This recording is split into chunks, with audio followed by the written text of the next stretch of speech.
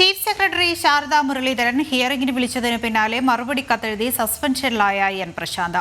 Hearing live streaming ചെയ്യണമെന്നും record ചെയ്യണമെന്നും ആവശ്യപ്പെട്ടു. ഹിയറിംഗിന്റെ വീഡിയോയും ഓഡിയോയും റെക്കോർഡ് ചെയ്യണമെന്നും എൻ പ്രശാന്തിന്റെ ആവശ്യം.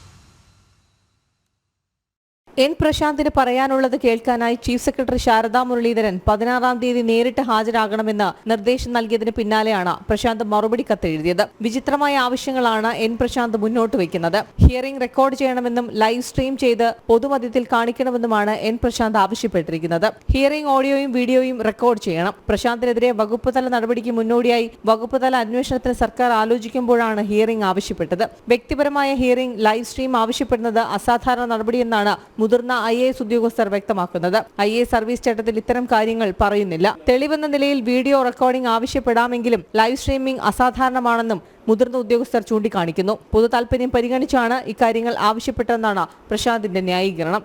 ജനം, തിരുവനന്തപുരം.